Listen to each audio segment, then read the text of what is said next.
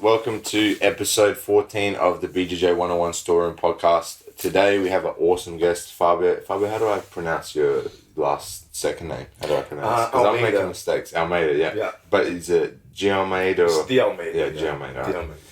Right. I confuse sometimes and the second names and get a few mistakes. We normally start with like a pretty simple question. Like just introduce yourself a little bit, like your history, where you grew up, and then also where you kind of started jiu-jitsu, where you were introduced to Brazilian jiu-jitsu. Okay, I'm from Brazil, from Rio de Janeiro. Start jiu-jitsu a bit late. I wish I started before, but I started about 25 years old. I'm 47 now. Yeah. And I used to do my Muay Thai in Rio, and my mates started the jiu-jitsu. I said, let's try some jiu-jitsu. Mm-hmm. Then I went there to Nova União in Flamengo with André Pederneiras, and used to train with Babu that come here a few years ago to do some seminar for us, Fabio Freitas in the morning.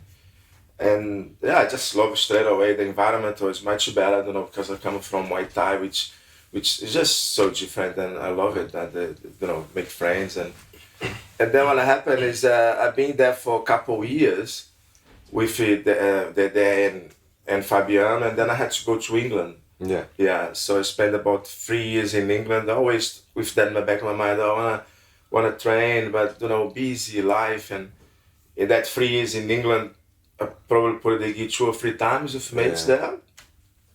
Back then that was 20 years ago. I think even Roger wasn't there. I'm not sure, but it was very quiet jiu-jitsu there back then. And then 3 years there, then back to Rio for another year or so, and then I come to Australia. So when you put it together, it's that 3 years plus maybe 2 years in Rio, plus another maybe 2 or 3 years here in Australia. Yeah. Until I said, I've got to come back. And then I contacted Eduardo, and I've been here for maybe about 7 years now, 8 years.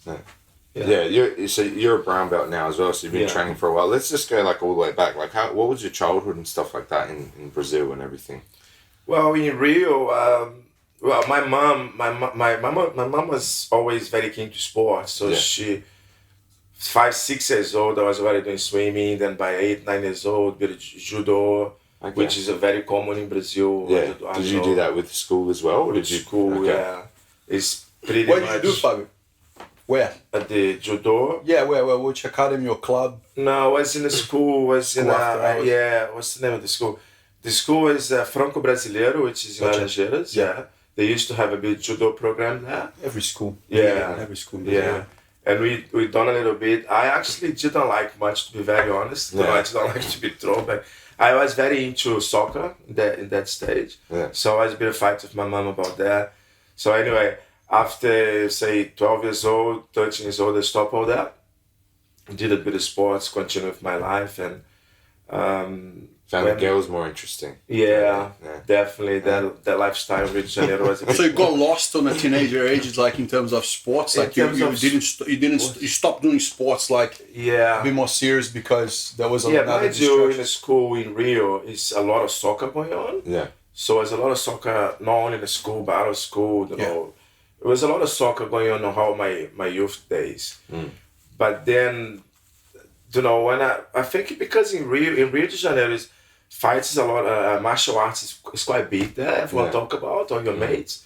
So in my classroom, say 30 people, 10 boys do martial arts. So someone do Muay Thai, Judo, Jiu-Jitsu. Jiu-Jitsu was quite big in the 90s. So everyone talking about.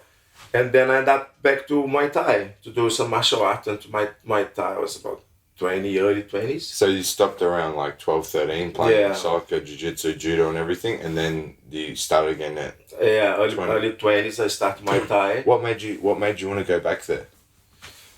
I think it was like self-defense, like safety, or self-defense, and the fact that like in Rio it's about everyone was doing, and then you feel like you're a bit behind, missing out or something. And it was a bit rough, to be honest, and you sort of feel like you need some martial art to stand out a little bit, especially because I've never been little. I've always been a bit bigger, and then that people when you see you're a bit bigger than average, people always wanna, have a go on you. And I feel like that. Yeah. And I feel like I need to do something about it. Yeah, perfect. So where did you start doing the Muay Thai stuff you were talking? Was it at the Nova União gym as well, or was it like a... No. That was in the same area in Laranjeiras. They used to have this academy called Naja. Very famous, Very famous, yeah. Muay Thai school. I had a mate doing that as well. I said, let's have a go. I really liked in the beginning. Yeah. For the first year or couple of years, I really liked because, you get fit and you get strong, and I really enjoy it. But like I said, then after a while, people said, let's compete. And I went to see one competition. Of Muay Thai, yeah. That's what bring me down. And I saw the boys, the environment was like a war. For the first time I seen to something like that. And then when I see the guys actually having a go, the fighting was a proper fight, man. But talking about, chains on chains, and it was very full on. And that, I said, nah, I don't want to do that. So I stepped back a bit. Yeah. We had another student that used to train here. He talked about doing Muay Thai, Pedro, and he said, like, during his fight and all this stuff back in Brazil, like, he was doing the fight, whatever, and someone's like he got dropped, I think, with a punch, and then someone from the crowd around the ring's hitting him and stuff like that, and he has to get back up. Very rough. Yeah. Very rough. And the competition used to be at the academy. So you have people come from whole Rio de Janeiro, and was in a commercial gallery. And it was just like a lot of people, rough. And when you see the action, it was just full on. It was just very full on. People actually getting broken noses and stuff like that. Yeah, it was very full on. The thing that I think that I can't connect with, because I've never seen it, but like the amount of the people in the crowd and the animosity from the people in the crowd, and you've talked about with Tony to do with jiu-jitsu and people chanting and screaming, like, man, that was... And you watch like Henzo and stuff like that doing MMA, and then people in the crowd fighting and all this stuff as well, watching, like, that's something that most people from a Western country have never been, exposed to or experienced. And that's, the environment of, like, man, it's like a group of people from this gym and a group of people from that gym, and this like animosity and tension in the room and stuff like. And the rivalry before, like when you talk about like Naja, for example, there was an area section at the beach in Rio where the guys from Luta Livre would be in this section here, and everyone would be in this section. The guys from Jiu-Jitsu would be in this section. The guys from Muay Thai would be in this section. There was like a imaginary line, you know what I mean? Okay. Like and it was sort of very, exactly. But that was very confusing as well, because you have friends. I had friends in other gyms, for example, in Jiu-Jitsu, like childhood friends. They train another, they start training and they have friends in that. But we're really good friends. And that was really strange because we felt not right by supporting them in the competition. And they are your friend. Like, there was him and someone else that you never met before. Like, of course you're going to support your friend, Yeah. So there was a lot of conflicts in that. A lot. I remember when I left these guys, because we started in the same suburb, and I went to André Pederneiras. That too, yeah. Very close, like maybe 2 Ks from each other. Yeah. And I got, because back then was a belt system as well, and I got my first belt was a red belt. I talked to someone about it here in the South. The Muay Thai. We don't have belts, but back then. Yeah, I got my red belt. So I was part of the gym with the guys, and I left suddenly. And then I went to Jiu-Jitsu straight away. And then after a few months training with the guys, I was left in the gi leaving the gi with the gym with my gi. And then I ran in with my coach, my old coach, Muay Thai. And then looked at me, what are you doing? Like, he was so disappointed. Because this is what Dad is saying, Muay Thai was very connected with Luta Livre, which is a kind of Brazilian wrestling. Yeah. And they're in the opposite side of Jiu-Jitsu. So they sort of have a bit of rivalry. So if you leave in Muay Thai, Luta Livre to do Jiu-Jitsu, you're part of another team, So he was a bit surprised. And funny enough, that in my opinion, put Brazil, like Brazilian MMA fighters at the beginning, a little bit distant from MMA scene, like in terms of technical terms, because there was no integration. Yeah. There was like, if you go train Muay Thai, don't train here, you know what I mean? That's right, they had to be almost like a guy, like a black cat guy to go, no, I'm gonna do both, you know what I mean? And stand up for himself and in conflict. André Pederneiras actually, in my opinion, was one of the pioneers in that situation 100%. in Brazil. Repulsive. Combining that because Successfully people as well. like Pedro Rizzo, which is one of the greats. He's actually, his background, I believe, is Luta Livre, isn't it? His background is actually Luta Livre Muay Thai as well. Yeah. And then he migrated to train some wrestling with André Pederneiras guys, and then the integration between them. Make the guy. Good. Yeah. What did that segregation come from? Like, because man, you can hear some really good podcasts with Hickson and all this stuff, and he talks. It's Hugo Duarte, right? The guy who's fought on the beach and a couple of times, like they stormed his gym and all these types of things. Like, man, there's a very, very interesting rivalry. But was it just to prove whose martial art was better? Like, is that what it came from? There was a combination between prove what martial arts was better. There was a fundamental conflict, but I think it was a bit of there was inbuilt on that. There was a little bit of localism in certain areas. Yeah. So Luta Livre was very big in 2 or 3 suburbs like Botafogo. That was their headquarters, right? You have Jiu-Jitsu big in other areas. You have Muay Thai big in other areas. So it's almost like a ganghood trying to prove that what we do is better. You know what I mean?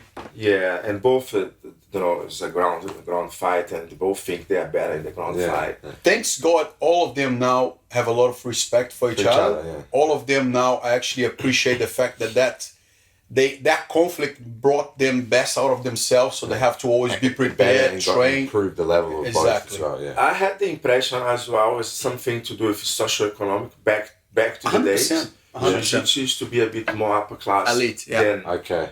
100% financially. I'm not sure if so class-wise, like in terms of social class. 100%. These days it's totally integrated. It's the same thing, but back to the days was a bit 100%. So it was like people from a better background, financially upper class, and then Luta Livre were people with less fortunate. And it's very true what you're saying, Fab, because you think about that. You just mentioned that from Nova Union was the proposal of MMA and he was actually the proposal to make Jiu-Jitsu more popular at the same time. Community Morro Azul. Exactly, community of Morro Azul. But he's actually, Nova Union is actually the combination with, there was André Pederneiras and another guy at the beginning, and this other guy was actually from the suburbs, like very poor background, like Meyer and other areas there. So it was the proposal of congregating all the martial arts into towards MMA, gearing towards MMA, but it was actually at the same time open up for more disfavorable financially backgrounds too. He introduced. Interesting. He introduced to that kind of class of people. 100%. One of the proposals. Fabio, we're talking about you said about Muay Thai being like a bit rougher, and Jiu-Jitsu you create you had a bit more symphony with yourself, and you felt more at home. And I found that one of the biggest upsides of Jiu-Jitsu is this Brazilian culture, right? That I think makes super interesting for people to stay training Jiu-Jitsu for a long time and take away that it is only a fight and I'm gonna win you. And part of the Brazilian culture, for example, I know, for example, you have mats in your home, right? So you might have people over, you go, okay, let's come for a barbecue. People come a little bit early. When you start putting the chacos on, you have a little training session. You know what I mean? You finish. If you want to have a drink, you have a drink. If you want to have an apple, you have an apple. Yeah. But you have great meat and great chat, And like that kind of lifestyle is something that I think that a lot of people miss in life, So what are your thoughts? I mean, how important it is for you that kind of Brazilian culture? You're a very charismatic guy. You make friends just everywhere you go. And how important you think that this is like here at the gym in Australia, to bring that part of the culture to people to experience? How important you think is that for Jiu-Jitsu around the world too? I think it's essential. But if you think about the other martial arts, what other martial arts you can actually have a chat with your mate and sit at the beach, at the sand and talk about and have a couple, positions about, and it's not involving a big deal. Because if you go, let's talk about karate here at the beach, and then you start to do, any other thing, is a big thing. Jiu-Jitsu is a thing. You can talk to a mate, and a couple of mates, you can, You can go on the floor and show a position like that. That's why we do this in home, isn't it? That's why we have a barbecue.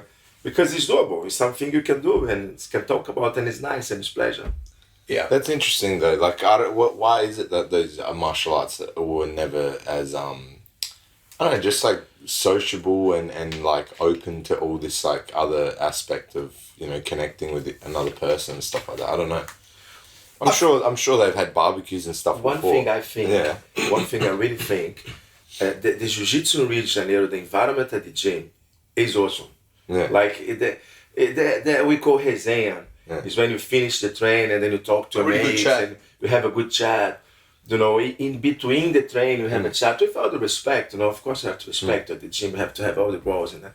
But it's a way more relaxed. It's a very relaxed environment. And I think that culture, that Brazilian Rio de Janeiro relaxed culture, it comes with jiu-jitsu all around the world, I think. But like, did you have the same type of like you know, feeling when you did Muay Thai or other things as well? Not really. Yeah. So that I just don't know. Like, what do you think changed? Is it? It might be because when you do Muay Thai, when you do boxing, when you do other certain martial arts, because you're not going 100%, because you can't. Yeah. If you go 100%, everyone's going to get knocked out every training. That's it. They're going to get injured every training, blah, blah. Whereas, you know, it can, jiu-jitsu can be dangerous. There's times that there's, you know, you have to be careful and stuff. But I think because you can literally just go to the depth, like, man, you're going as hard as possible. And it's safe enough to do that multiple times a week. You know what I mean? At the end of it, you expressed all your emotion and aggression on the mat, and all that's left over is you're just open to connecting with somebody else in like a caring, enjoyable way. You know what I mean? I think that might have something to do with it. It definitely does, I believe so. Because like you said, other martial arts, you train with each other and that hurts. In jiu-jitsu can be as intense as 95% without hurt yourself and hurt your partner. True. And just like what you're saying, Anton, like, so even you're going 100% hard and going super hard, the chances of you hurting the other person are minimal. Yeah. If you go 100% in boxing, we're gonna hurt each other, you know what I mean? So you're gonna have bad feelings. Jiu-jitsu, you're gonna go 110% and probably never gonna want to get hurt. That's why I think it's good for kids. I agree. That's why I really think it's good for kids. Not putting any other martial arts down, because back to the days when I started jiu-jitsu, I thought, jiu-jitsu is the best thing ever, nothing else is good. But it's not like that. There's so many other good things. Everything have a good point. Yeah. But in my opinion, jiu-jitsu for kids, that's what I tell every parent. I'm actually a bit annoying because I tell all my mates, jiu-jitsu for kids, because I think jiu-jitsu, the kid actually go to the hardest they can, to the proper things going on there, without hurt each other. And when they finish, they're happy. They're like, I saw my son coming back to jiu-jitsu this week after a while because he's doing soccer. And then he had one roll, and I haven't seen that face when he finished something in a long time. Because he done what he's supposed to do. He went there, he rolled fast, and he was that. And I said, man, that's what you want. You just have that in jiu-jitsu. Because you don't want to put an 11 years old kid to fully punch and kick someone. Or, I don't know, people do in Thailand, but we don't do this, like everywhere. And in jiu-jitsu do it. They go to the very full intense with little kids.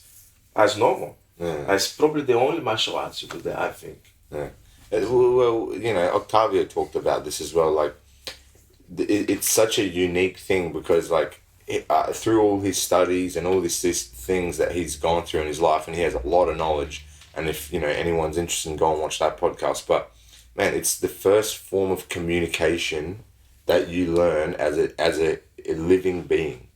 Before you can talk, before you can make sounds and do all this stuff, it's through touch and feeling and stuff like that. Correct. And it's an important way for people to express themselves and express their emotion. Yeah. And I think, this definitely contributes to why it's such a connecting, strong, bonded brotherhood. And like, we've had so many other people come on here and talk about how, they go to another country, they can't speak anything, they go to Germany or they go here and there, and the first thing they do is go and find a gym. Yeah. And they don't need to be able to speak with them. They just go and train, and they have the same connection and same enjoyment and all that. So I think it's really interesting, like his point on that is like your first form of communication, and you're kind of reverting back to infancy, and like you can connect with people on that level and anybody on that level, because that's how human beings behave. That's how human beings interact. Totally. You know what I mean? Yeah. I think that's like a really interesting point that he kind of like mentioned before. Yeah. Agree. So Fabio, talking about like kids and stuff like that, and we've, but both of your son and daughter have both trained here at Gaha. They've also trained at a different Gaha as well. Both of them have competed and stuff like that before as well, and they trained for a fairly long period of time. Yeah. One thing I do want to kind of bring up is, Eduardo mentioned this before we started as well, is that like it's an important skill. All right, what they're learning now to do jiu-jitsu and to do all this stuff, but also they're going to learn certain like characteristics as an individual, as a person, on how to like deal with stress and how to deal, like saying, oh man, it's intense training, whatever. And we've had other, we teach the kids like phone numbers and stuff, and we always explain like, oh, you need to learn these things, because we've had kids here, same thing, like they've gotten lost at a rugby game, they've gotten lost in the supermarket, and they start crying, they don't know what to do, and what's that? All right, wait a second. I know, because of the jiu-jitsu training, they've memorized, we do a little program where they memorize a mobile number or whatever, and then the police finds them and they're crying, they're like, oh, where's your mom, and they're learning all these skills, and they tell the police officer the number, they call the mom comes and gets them. But something else that they're learning is how to deal with confrontation and stuff like that. And this is okay to bring up a little bit. So your daughter, has had some type of confrontation, at a shopping center or out in public or whatever when they're on their own. Yeah. And I don't know the full story, and you can go into that a little bit, but do you think that jiu-jitsu gives them the skills to deal with those types of situations in a better way? Like, yeah, totally. I think in that situation, particularly, it was about 6 months ago, and Paula, like you said, been doing jiu-jitsu for a long time. She's 14 now. Yeah. She's been here since she's 6, 7. Yeah. And I think the situation, she was with her cousin, 2 or 3 girls and a boy. They follow her, put her in a corner, and then they punch her and run away. Yeah. So the situation, the way she dealt with it, I think was great. She never panicked. She never, I thought she could panic as a 14-year-old girl, because she's a bit naive, being in a shopping center, that situation. I was very worried, and she was very composed, very calm. She was talking about, and that I think come from all the, all the training, their confidence, that being exposed to someone touching you as well, it doesn't make you a big deal, like, like you can be reasonable at the time. Because she's been there before. Because she's been in this position, someone tried to hold the neck, someone tried to, in training situation, but it gives you that, you already experienced that before, I think so, and the posture as well, the way you present yourself, and just showing confidence. I think the confidence is the big thing, and I think helped her in that situation. I'm glad she didn't, and make something bigger from that. Yeah. It could happen. But I believe, truly, with her experience, if something, like if the girl grabbed her or something, then she would find out, hold on, I know what to do. I know what to do here. But because it was just a punch, she was like, whoa. Yeah. I was a bit surprised. People punch in the face. It's life, and it's a learning, and it's part of it. We've also, we've added recently a heap more self-defense stuff and all this type of thing, because you hear a lot of guys that, from your time of starting jiu-jitsu, around that situation, man, that was the main component of the jiu-jitsu stuff. It wasn't so much geared towards the sports stuff. You know what I mean? In my time, I would say that nearly every purple belt would be exposed to some boxing. Yeah. Could be a guy doing boxing, a guy coming and is gonna punch, you have to put it down. Some simulated situations. Yeah. We used to do a thing, a lot of course knows about. We used to do a thing in Rio called taparia. Yeah. Which just open hands, turn the lights off. At least maybe every second week. And it was fun. It was a fun part. Everyone take the gear off, everyone in the middle there. It was fun. Yeah, I know. Boys, we love it. We used to have teams, 2 teams, half there, half here, 5. And street fight sort of thing. Of course, open hands. But we used to go taparia, and I think that's built as well.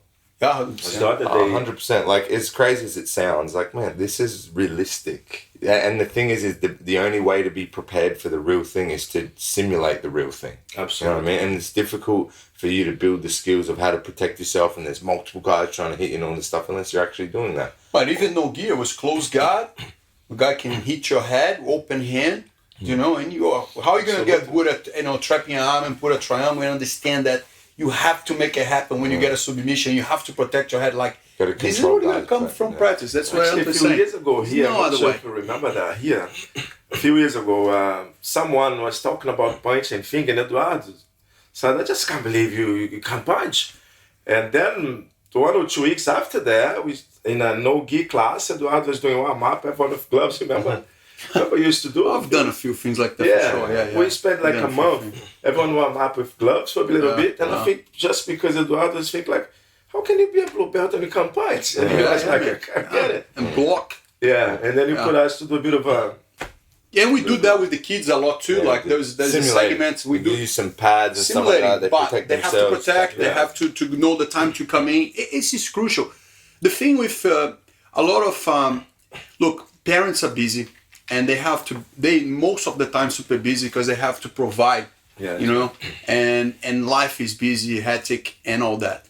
And the teenagers will be, no matter how. I mean, your daughter is like the most like awesome, intelligent. You know what I mean? Come from a good school, have good friends. It doesn't matter. They will be exposed to certain form of aggression. Okay, against them. Don't matter how nice they are. Sometimes, which happened to you, luckily, she haven't felt, she haven't felt bad, so bad about it. And I think she spoke with you and you know, and her mom as well, which is great. But a lot of times they won't speak with the parents. Okay.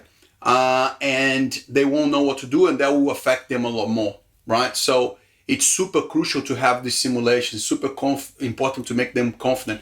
It happened to me before. Like I never like spoke to, there are a lot of things that I haven't brought up with my parents. I had a great relationship. I came from a private school. Man, there was times that I had a knife in my bag. You know what I mean? Like, not many people knew that, but I had a knife in my. I didn't even know. I was thinking about that today, and I didn't even know why I had. But I was just like, if it's 1-on-1, I can do it. I was good in jiu-jitsu at the time. I said, man, 1-on-1, I can do it. But how about if they come like 3 or 4? You know what I mean? Janeiro, by 14 You know, years it's old, different there, right? But I couldn't tell my parents. Like, there wasn't that openness. Like, that would be so crazy for my parents to kind of like, you know, understand that situation. You know what I mean? by 14 years old in Rio, South Zone Rio, private school as well, it is a bit, you're a bit target. Yeah. Even But though I'll tell you what, age- Fabio, that can happen here. That is exactly the same. 100%. No, You're not right. just days. And what I think that parents don't understand is that like how important it is to build that confidence. A lot of parents don't understand the biggest, how useful jiu-jitsu can be in their kid's life. You know what I mean? Building that confidence and building that attitude towards a problem, like how important that is for their lives, is one of the biggest investments they can do. Do you know what I mean? Yeah. But a lot of parents are not able to grasp that. You know? Because here, I noticed, because my wife is, as you guys know, she's from Brisbane. And I talked to her a lot about our kids. And she said, no, but I didn't do that when I was a kid. And I talked to her, I said, you're a kid in Brisbane in the 90s.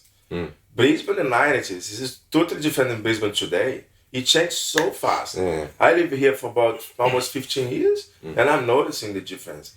It's changed so much. You see kids, my daughter's in high school. You see kids in high school today, it's just full on.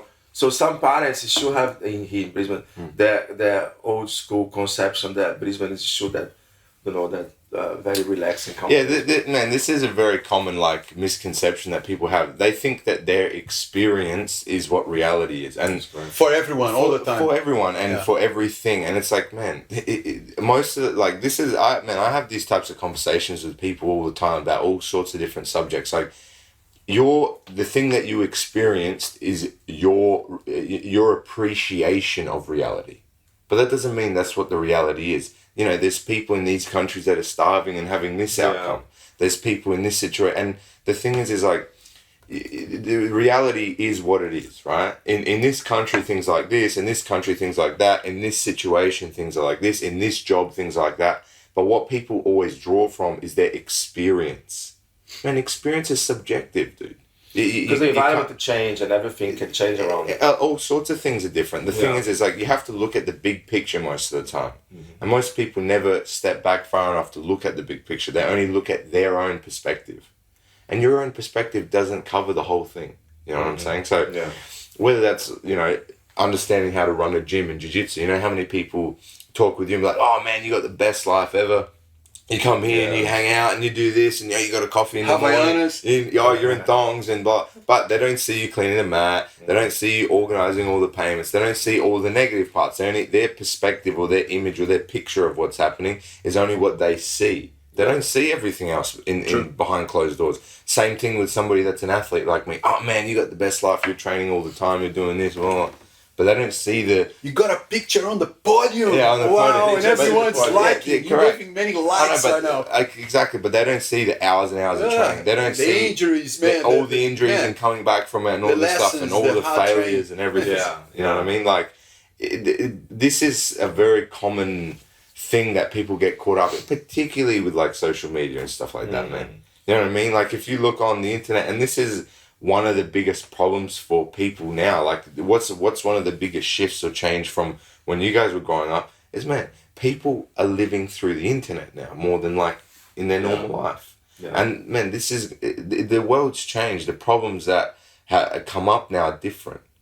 You know what I mean? Like before, you guys, you'd carry a knife or whatever, or you'd have to deal with certain guys in the street. But once you went home, you were safe. Now people deal with like this technological bully or technological. But I mean, they can never shut it off. You're not safe in home anymore. Yeah, you're not safe at home. You can be sitting next to your parents and still not safe because someone's going on there and attacking your personality or attacking you, and people have to learn different skills now to deal with all these new problems. And the thing is because they're so new, they don't know the best way to deal with it.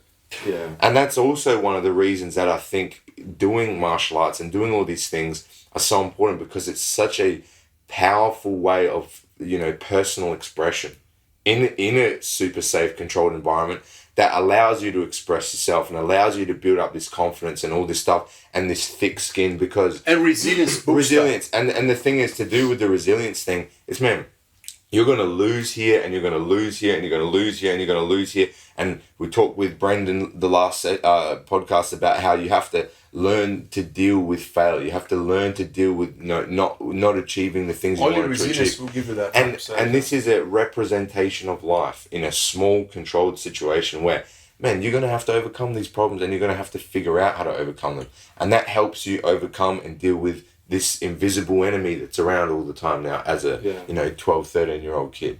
Do you know, yesterday I was writing a letter for my coach because he got a coral belt. Yeah. And he said, man, come over. Obviously, we're here now, we're in COVID. Yeah. We can't come. Yeah. So I was like, I reflected for a week, I have to think about things that I knew back then and how important things that I know now. It's a lot of reflection. And there was one thing that he did, thinking about how he brought, how he made so many people. I was the first person to say, don't want you guys to be only good in jiu-jitsu or champions in jiu-jitsu. I want you guys champions in life. You know what I mean? Yeah. And he did one thing that I think that we do here really well, and we can still do this to this day. He always said things as they were. He never sugarcoated. Never. So what that did, this was my reflection. But I always, of course, man, at first you might hate to hear something, you know what I mean? Like you might feel, I didn't love him all the time. Do you know what I mean? Because he's offended, like he shows some weakness that you have to address, you know what I mean? He tells something that you're doing wrong. The hard ways.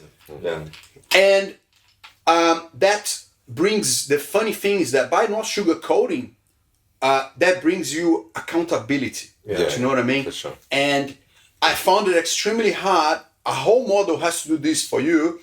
And I found it extremely hard for the parents won't be able to do as good job as a whole model involved. For example, it was this case in jiu-jitsu.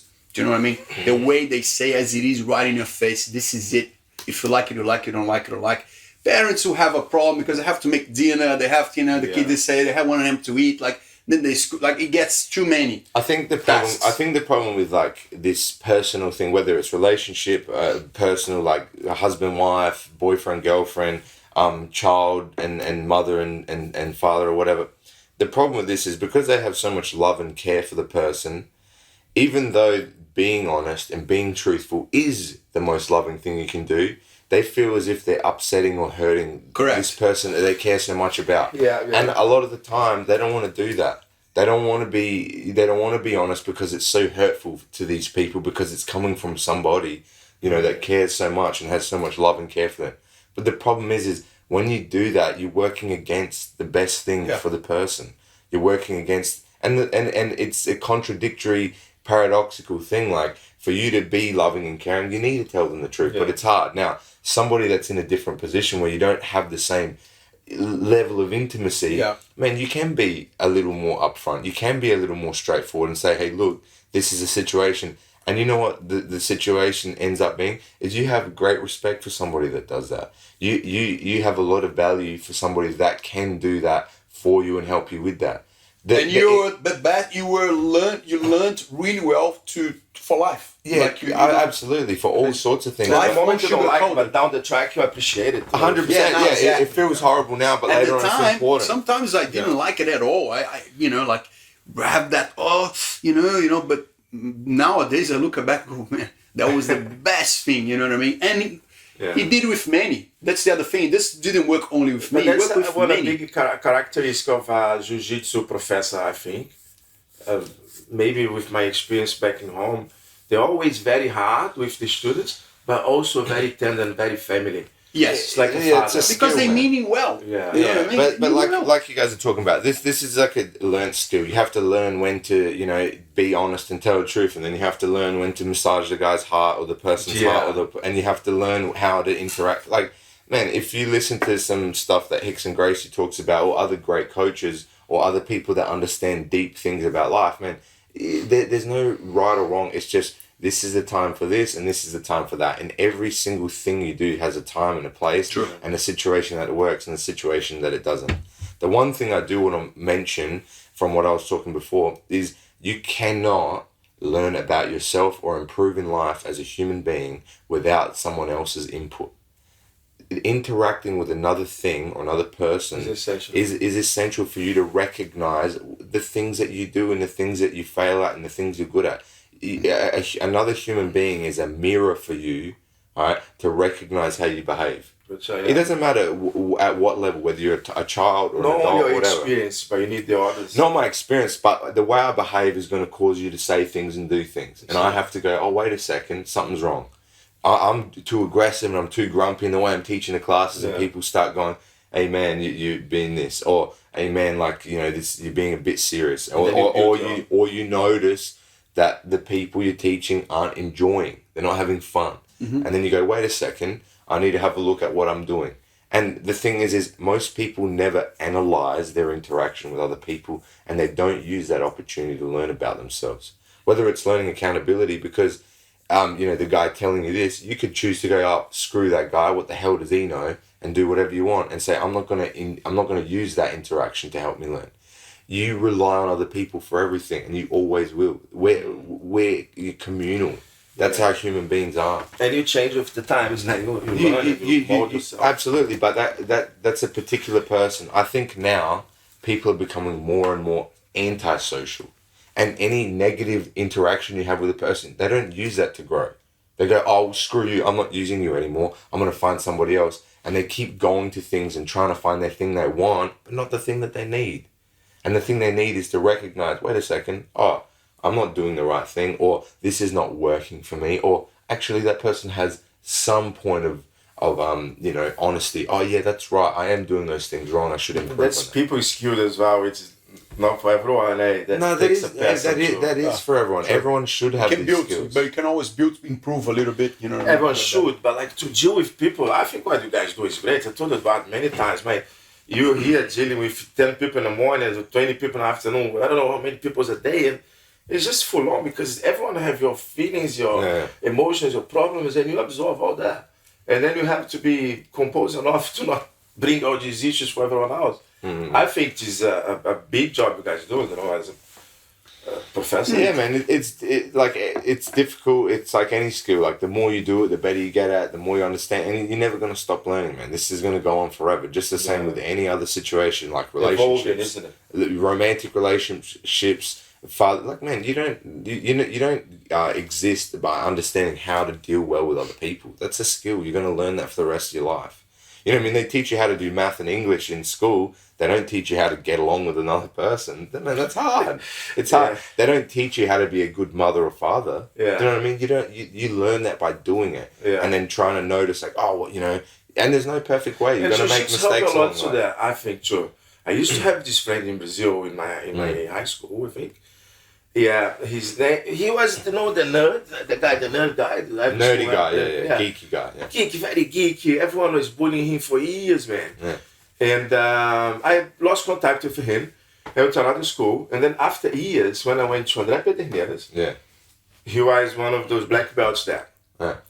And I looked to him, I couldn't believe the guy, man. I said, my eye just can't. That was about 7 years later or something like that, not much.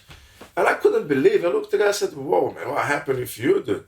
Like, how did you change so much like that? I said, oh, man, Jiu-Jitsu built me another person and changed me so much. And it did. Everyone could tell by looking to the guy, he was another person. You could never tell he would be where he was if he never been introduced to Jiu-Jitsu. And he said to me, my nana, because he used to live with his nana, I was being bullied so much, my nana pushed me to do Jiu-Jitsu. It was nothing to do with me. Yeah. But I had no choice because I said, man, or you're here or you're out of the house. And I have to do, and it changed his life. Yeah, but see, this is that like situation that we just talked about with Vinny as well. Like, man, it's a tough love situation. Man, you need to do this because I know that this is not working out, and you need to take this opportunity to grow and evolve and become a better person. And I see all the samples in my whole life. There are people here that if I show that picture, right, when they arrived, because we take a picture and you see them now, they're almost like another person. But if confidence is everything. Confidence is good to make you go and wake up and do something, or don't do it. Like, confidence is the X factor. Oh, what that builds that confidence? What that builds over the 5, 6, 7, 10 years? What changed you so much? What does Jiu-Jitsu have? The other martial arts? I mean, what that builds that confidence so much in Jiu-Jitsu? Do you guys know? What is it? Look, I honestly think it's what I said before. It's Jiu-Jitsu or this type of physical expression. You're learning like in a micro way how life works, man. You have to you lost. All right, you got 2 choices. Sit there and cry and be like, oh, I'm suck, I'm bad, whatever. Or you go, you know what? I'm not going to let this happen again. I'm going to figure out a way to get better, to improve this, to change this and make it work. And what other things gives you, rather than Jiu-Jitsu, gives that on a daily basis? Hard to find, right? You know what I mean? Like, and particularly in such a tangible way, like physically, you can, you know, like, oh, if I move this way and try this. Physical and mental, yeah. Mental, absolutely. Mental, I think, is more like most people don't think about mental or internal stuff. Most people just think about the physical, and by default, they're helping themselves mentally as well. Yeah. But because, do you know why? Because when people have problems in their relationship, when people have problems in work, when people have problems in this, they don't look for fixes a lot of the time, and they don't evolve from all these problems. The thing that I think that's really different about Jiu-Jitsu is it's physically tangible. It's so uncomfortable to have somebody on top of you, squeezing your neck and choking you, and you're like, there's no way I can continue. That's my theory as well. Whereas with, like, you know, a job you don't like or a relationship that's not working out, you like, oh, whatever, and then you put up with it, and people stay in situations that are like emotional or mental for 10, 20 years that they're not happy. I always and they don't change anything. What can be worse than someone on top of you where you have a choke? It's physical. It's physical. And then you finish to have a shower, go to a meeting, and then it's, what can get worse than that? Nothing can get. There's nothing more uncomfortable than that for most people. And super therapeutical as well. Like, how are you gonna think about a bill you always have to pay when someone's trying to choke? So that's the benefit of Jiu-Jitsu. But like in terms of like what forces you to build this confidence or this problem-solving attitude is, man, there's nothing more uncomfortable than that physically. It's like a primal thing. It's a primal level, man. You're dying. You're getting killed right now. The person is destroying you physically. Yeah. If I can't change if I don't change something right now about myself, man, I'm dead. I'm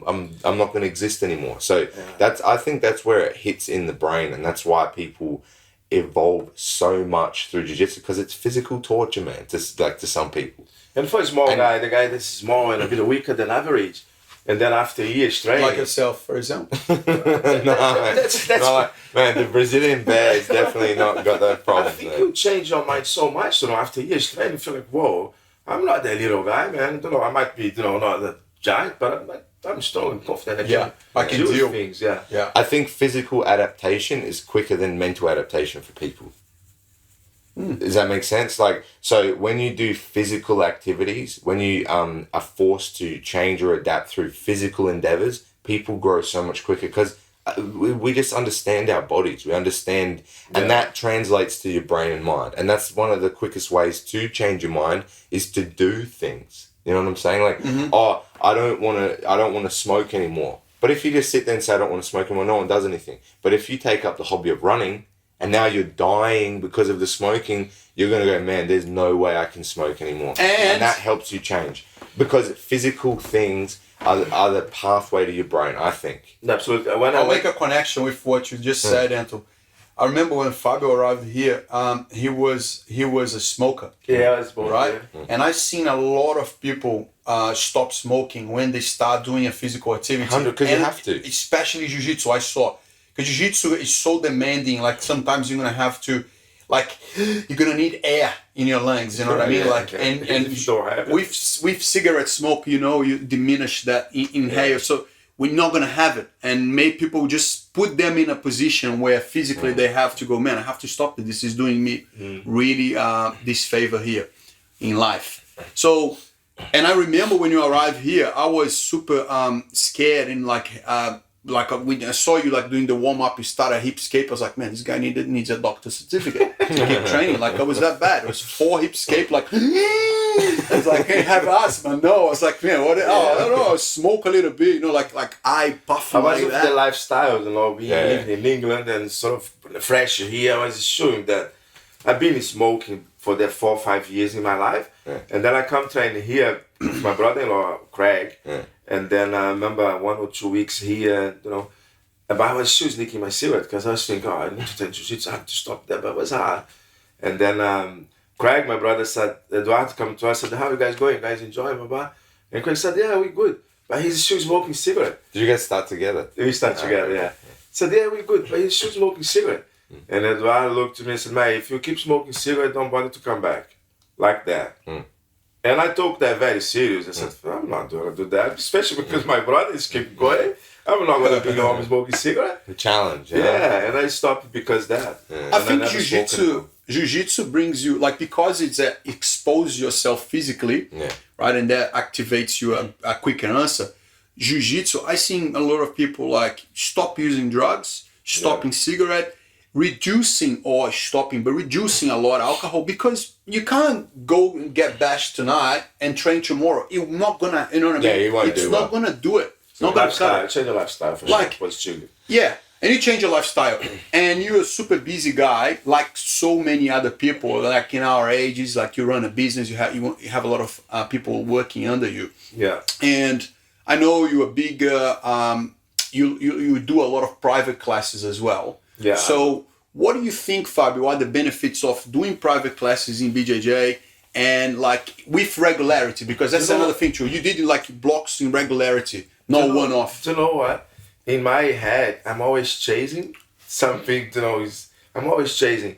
So Anton, I think it's a great opportunity for us. Anton is a great jiu-jitsu, everyone knows, and he's our coach here. And to have an opportunity to have one-on-one with Anton, why not?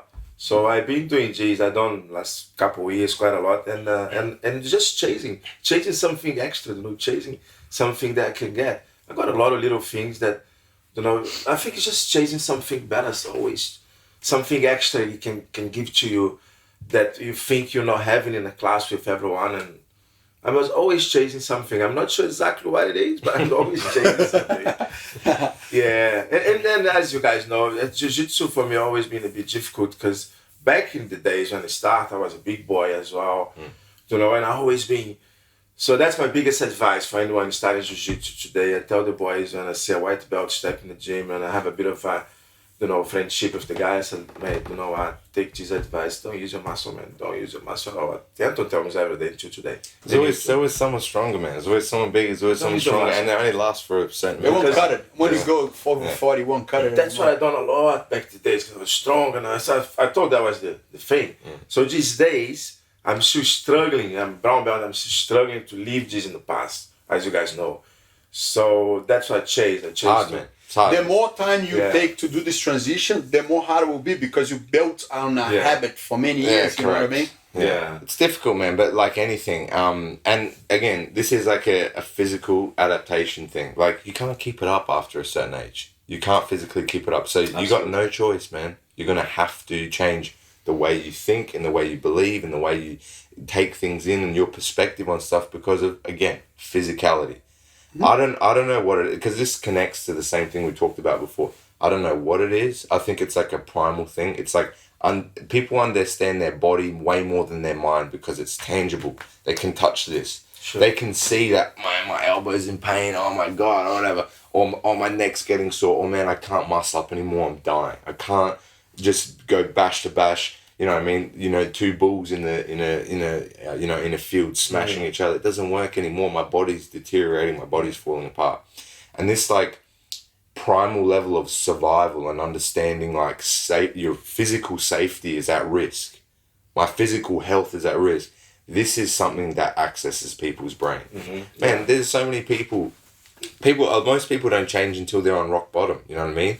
Like, you know, everyone's doing all these horrible things or whatever. They're smoking, they're drinking, they're taking drugs, whatever, and then they get a major disease and they go, oh shit, it's time to change. 100%. But man, you could have avoided that 10 years ago. You could have stopped. Or when you're full of injuries because you keep forcing something into your body's not you don't anymore. Stretch. Man, I've had the same situation where I have to add more, and I haven't been very, you know, strict with it. I need to continue to force myself to stretch and do all this stuff. Otherwise, I'll get injured again.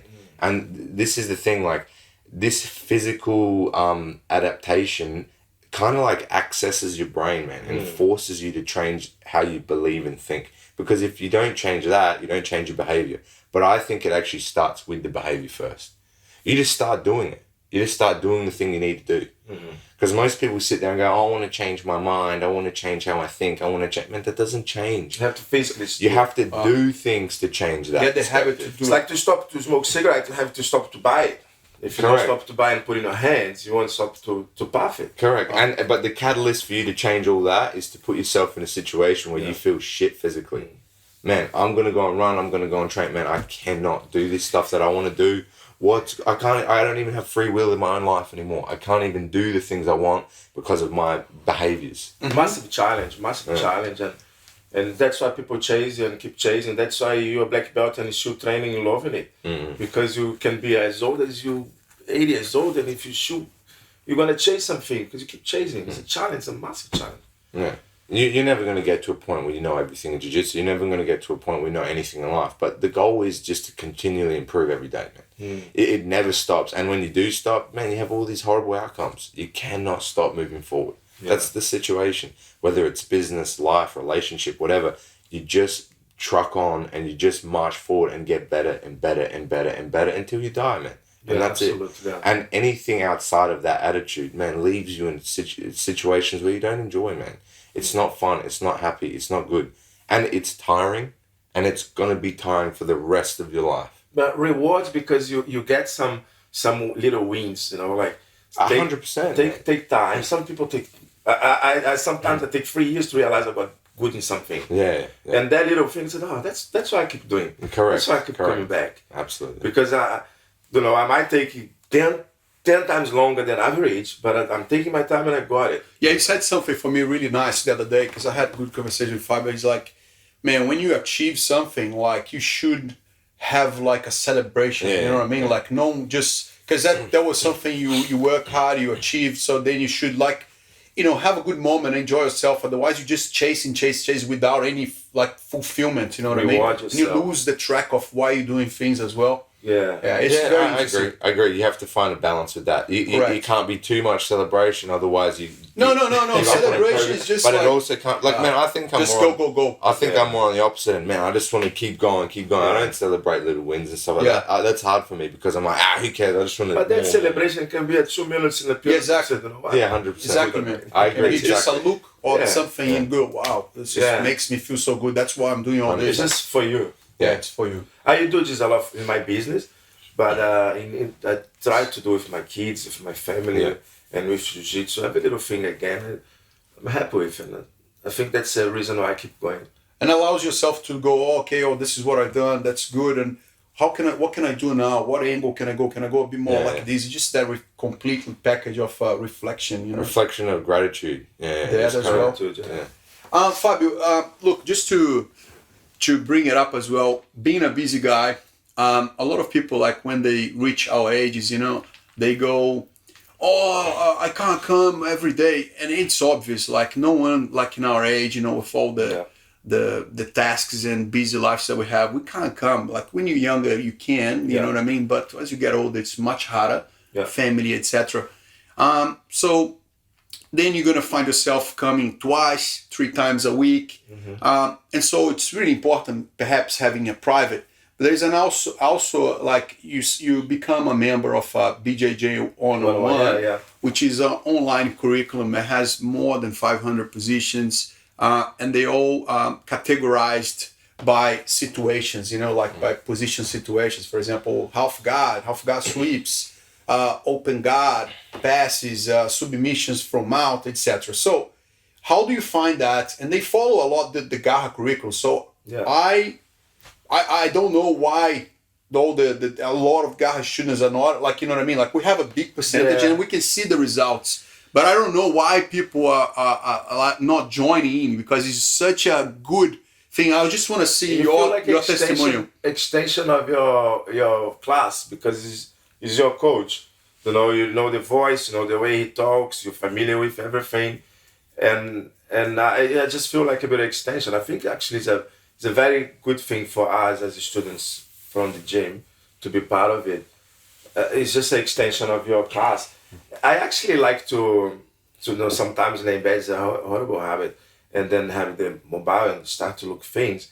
And then that's why I went to 101. I said, man, if I'm wasting my time with Jays, at least I'm going to do something, I'm learning something, and I'm going to put in practice my life with Jiu-Jitsu.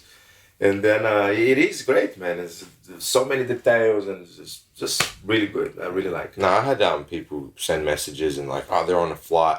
Jiu-Jitsu at 10,000 feet. They're on there watching the thing, stuff like that. So, man, it's just a good tool to just continue learning rather than like switching off. And we watching, a lot of bullshit. And it's normal to do that as well. And like, man, you got access on YouTube too. If you want to watch it there, watch it there. If you want to watch our YouTube, there's free stuff on there too. If you want to watch on the actual website where you got all the positions and all the podcasts and everything, go there too. But the thing is like, you can't get good at things unless you really focus in on it and narrow it down. Like you have to think about it in this. All right, let's just put it into like a serious view. Man, let's say you do 3 classes a week, right? You got 3 hours a week or 4 hours a week all up of work, right? Man, half of that time spent rolling, half of that time spent drilling techniques and listening to somebody do it, or even 15 minutes is spent listening and 15 minutes is spent drilling yourself. Yeah. And that's not a lot of time. If you add it up over all the classes, 45 minutes. 45 minutes of drilling out of every week, man, it's not a lot of time. No. You know what I mean? Like, if you want to get good at something, you got to dedicate time and effort into it. And this is just something that's going to help you. You know what I mean? Whether you want to drill at home, whether you want to watch the positions and then try them in the classes, whatever, it doesn't matter. You need to put time and effort into the things you want to improve outside of when you're doing it. Because also, you can't be here 5 times a week, 20 times a week, 22 times a week like I am. It's not possible.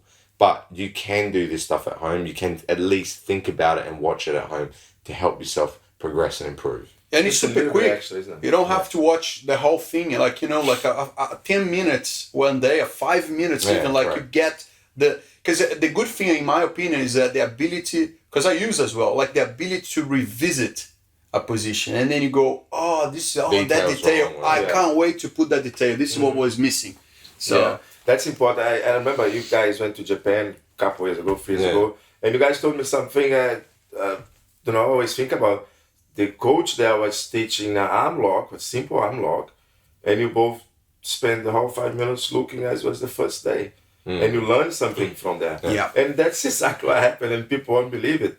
You do learn for every position, every time, because it's always something new. At least something. And even we couldn't understand Japanese, you know what I mean? We can still look and pay attention and like, man, that's an interesting detail, whatever. Like. And no one says a word. It's like you can like listen to a pin going, drop like on a the drop floor, on the floor. And the American back to have the which trainer here, Jeremy. Yeah. Jeremy, when we do drilling, I used to drill with him sometimes, and he's telling me, Fabio, see like people not drilling, see people do 2-3 drills and stop and talk. Don't do that, man. If your coach give you 10 minutes to drill that 10 minutes, man. Do the most you can. We talked about this with Matt Barr, like and I've been doing this since then. That's about 4 years. And it makes huge difference. And you look around, people that just want to drill and start to talk. And accumulates and adds up, you know what I mean? Those guys that are spending 3 minutes every 100%. session drilling instead of the 15, man, the guy that's doing 15 and then does an extra 5 at the end, man, that's the guy that's going to be purple belt, brown belt, black belt, because it accumulates over years, you know what I mean? And that comes from a black belt. And that builds your responsibility. Like it takes you become accountable. Once you're done drill 15 minutes, by the time that happen in training, I'm pretty sure you feel more like accountable. Yeah. Man, I've done this. I waste 15 minutes. I want to put that on right now and see how it works, you know? Yeah, I started to do more and more since there. And he was a black belt telling me there. And I feel like when he said that, I said, man, if he's a black belt and he's doing more than anyone, that's the way to go. Yeah, Sure. Yeah, 100%. Man, the work equals the result, man. Like, people always complain, and man, you're in control of your life. You want to get better, do the work, man. It's not hard. Yeah. You want a better business, do more. You want a better relationship, man, fix it or change it or find someone else. Whatever, work for it. Everything you want in life is difficult and hard, and if you do the work, you will get that. It's not easy. It's going to be hard, man. You're going to struggle through it. And you're going to have to celebrate the victories and overcome the losses. But that is how it is. There is no other fantasy land version of it. No pain, no gain, eh? Correct, man. There's no other way. And it's also like the way you deal with things is not like, oh yeah, I saw that. Okay, next. Yeah. That's the biggest problem too. Like you have to revisit, you have to review, you have to think through it. You know what I mean? Yeah. You have to adjust, and that's what people that's normal takes forever. That's normal too. Like, you start getting better at this and you neglect that, and then you got to go, oh shit, got to pick that up again. Yeah. You notice that in jiu-jitsu. This is all the time, repeated and all the time repeated. Like, you're going to have these problems, you're going to have these things. It is so hard to balance anything. Yeah. Man, life is a juggling act constantly, and that's what we're talking about. Like, doesn't matter how old you get, you're just trying to figure out how to balance everything and control everything and keep moving forward at the same time. Yeah, for sure. It's hard, man. And sometimes you're going to drop the plate, you're going to clean it up, and then you're going to get another one and start balancing them again. And that's how it is, man. Can't stop. Fabio, thank you very much to be the model for our dark gray t-shirt today. The first one to have the dark gray Garra t-shirt. It looks amazing. I want to get one for me as well. Look, Forcer, huh? To be honest, I mean, Fabio is a really good friend of mine. So for me, it's a privilege to have him and his family training here. But also, I think he's a great person to have anywhere, but in this gym, because it brings the culture, you know what I mean, the friendship, the good values, the family friendliness, the like I speak to everyone, like regardless of like where they come from, what they do, doesn't matter. This is everyone the same. Yeah. Just have a good time, That's it. Above all. So I think that's your example, like I think for a lot of people to follow. Really appreciate like have you and your kids training here. Appreciate also taking the time to be on the podcast with us. Thank you, guys. And sharing some good advice. Yeah, thank you so much, Fabio. It's always been a pleasure to train with you and help you and instruct you and stuff like that. But man, exactly like what I was saying, you're just such a good example of a joyous, enjoyable guy. That man, you're here to enjoy life, man. It doesn't have to be about serious and upset all the time and like, I need a beat, man. It's just enjoy. I'm here to enjoy. I'm here to enjoy with other people, build good connections and relationships. And man, he loves a good barbecue. And be happy. That's it. Yeah, man. Good barbecue, good jiu-jitsu, man. Don't forget the rock salt, huh? No. Chaco. Yeah. Chaco and the rock salt. That's it. That's it. Thank you very much. Thank you, Thank you, man. Cheers. Love the medium t-shirt.